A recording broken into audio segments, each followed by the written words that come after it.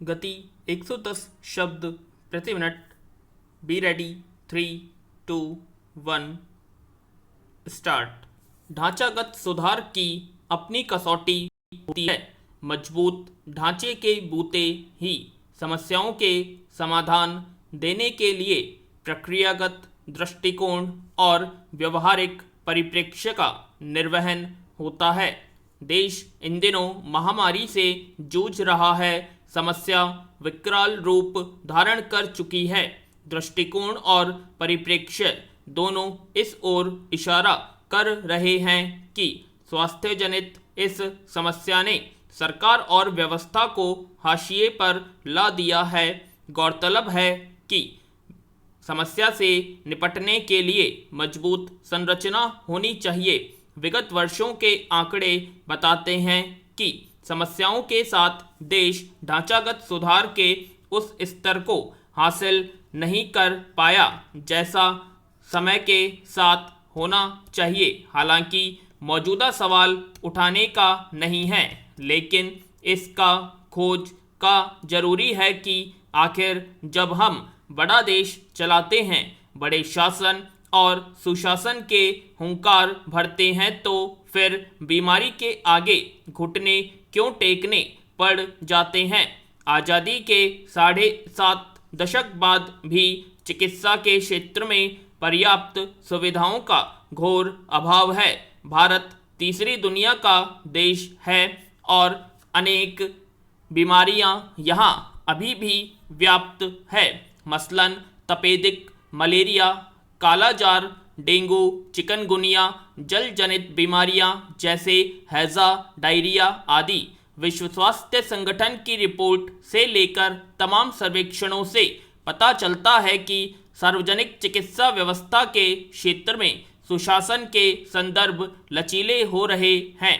हालांकि सरकार ने साल 2021-22 के स्वास्थ्य बजट में 137% से वृद्धि करते हुए यह जताने का प्रयास किया है कि स्वास्थ्य को लेकर उसकी चिंता बड़ी है, मगर कोरोना काल में इतना व्यापक धन भी ऊंट के मुंह में जीरे जैसा ही है। गौरतलब है कि स्वास्थ्य बजट के मामले में दुनिया की बड़ी और मझौली अर्थव्यवस्था वाले देश भारत से कहीं आगे हैं। भारत में स्वास्थ्य और शिक्षा का जितना बजट होता है, दक्षिण अफ्रीका जैसे देश कमोवेश उतना बजट स्वास्थ्य पर ही खर्च कर देते हैं। ऐसे ही कई उदाहरण मिल जाएंगे जो स्वास्थ्य बजट के मामले में भारत से कोसों आगे हैं। वैश्विक स्वास्थ्य सुरक्षा सूचकांक 2019 के अनुसार 195 देशों में भारत 57वें स्थान पर है। सूचकांक से यह भी पता चलता है कि अधिकतर देश किसी भी बड़े संक्रामक रोग या महामारी से निपटने के लिए तैयार नहीं है। इस सूची में केवल 13 देश ऐसे हैं जो शीर्ष पर रहे और इनमें अमेरिका पहले स्थान पर है। हालांकि अमेरिका में कोरोना से मरने वालों की तादाद दुनिया में सबसे ज़्यादा है, जो यह दर्शाती है कि बड़े ढांचागत वाले देश भी कोरोना के आगे पस्त हो गए। इसके अलावा कई यूरोपीय देश भी महामारी संकट में ऐसे फंसे हैं कि उनकी स्वास्थ्य सेवाओं के मजबूत ढांचे भी ढह गए। यह ध्यान देने वाली बात कि वैश्विक स्वास्थ्य सुरक्षा सूचकांक वैश्विक स्तर पर महामारी के खतरों का पहला व्यापक मूल्यांकन होता है। लैंसेट द्वारा साल 2018 में किए गए एक अध्ययन के अनुसार स्वास्थ्य सेवाओं की गुणवत्ता और लोगों तक उनकी पहुंच के मामले में भारत विश्व के 195 देशों में 145वें पायदान पर है। चौंकाने वाला पक्ष यह भी है कि इस सूची में भारत अपने पड़ोसियों चीन, बांग्लादेश, श्रीलंका और भूटान से भी पीछे रहा। तुलनात्मक परिप्रेक्ष्य यह भी है कि साल 2016 में स्वास्थ्य सुविधाओं तक पहुंच और गुणवत्ता के मामले में भारत को 41.2 अंक मिले थे, जबकि साल 1990 में केवल 24.7 अंक थे। जाहिर है समय के साथ उत्थान तो हुआ, मगर जितना होना चाहिए था उतना नहीं। पैरा महामारी के इस दौर में जिस तरह अस्पतालों के भीतर और बाहर स्वास्थ्य सामग्री और संसाधनों की भारी कमी देखने को मिली है, उससे लगता है कि ढांचागत कमियां बाकायदा विद्यमान है और कमजोरी दोनों जगह व्याप्त है। संक्रमित अस्पताल के अंदर हो या बाहर, इलाज में कोताही का स्तर समान ही है। ऑक्सीजन सिलेंडर, जीवन रक्षक प्रणाली और जरूरी दवाइयों सहित बिस्तरों तक को लेकर जो महामारी देखने को मिल रही है, उससे साफ है कि स्वास्थ्य सेवाओं का ढांचा बेहद बदतर हालत में है। चिकित्सा व्यवस्था भारी दबावों और संकटों से गुजर रही है। आंकड़े बताते हैं कि भारत में 11,000 से अधिक व्यक्तियों पर एक डॉक्टर है, जबकि विश्व स्वास्थ्य संगठन WHO के अनुसार 1,000 व्यक्तियों पर चिकित्सक होना चाहिए। इससे अंदाजा लगाया जा सकता है कि उपलब्धता के मामले में हम कहां खड़े हैं। बिहार में तो स्थिति और खराब है। वहां 28,000 से ज़्यादा लोगों पर एक चिकित्सक है। उत्तर प्रदेश, झारखंड, मध्य प्रदेश और छत्तीसगढ़ में भी हालात कमोबेश यही है।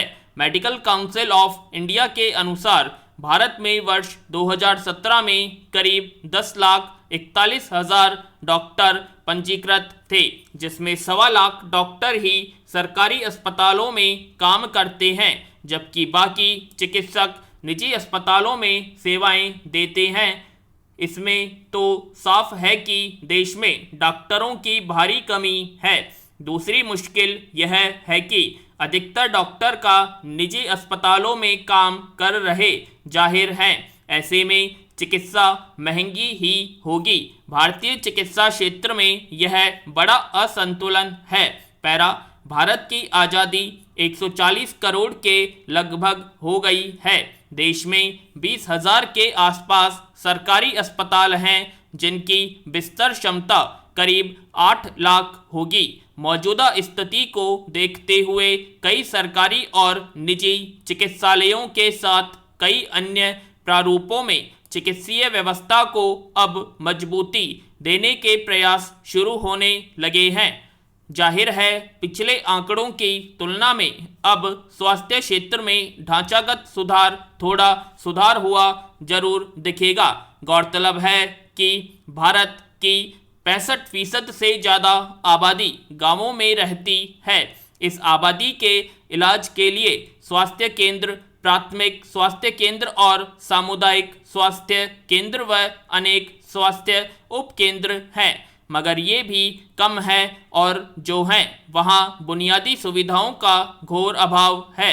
यह कहना गलत नहीं होगा कि भारत में स्वास्थ्य सेवा अभिजात्य वर्ग के लिए ही रह गई है।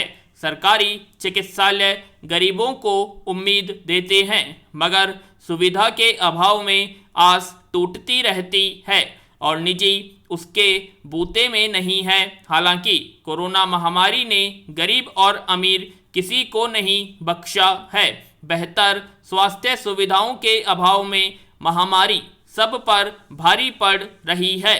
सरकार की ओर से प्रयास तेज जरूर किए गए हैं, मगर जिस तरीके से स्वास्थ्य सामग्री और संसाधनों की मांग के अनुपात में आपूर्ति का अभाव है और लगातार बड़ी अदालतों की फटकार पड़ रही है, उसे देखते हुए तो यही लगता है कि स्वास्थ्य के सुशासन के मामले में शासन प्रशासन हाशिए पर है। पैरा भारत की मौजूदा दशा को देखते हुए दुनिया के तमाम देशों ने सहायता के लिए हाथ बढ़ाए हैं।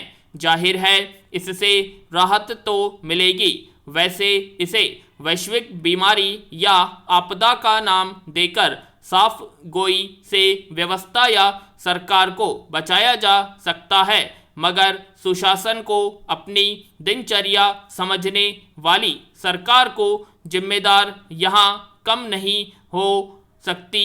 विराम।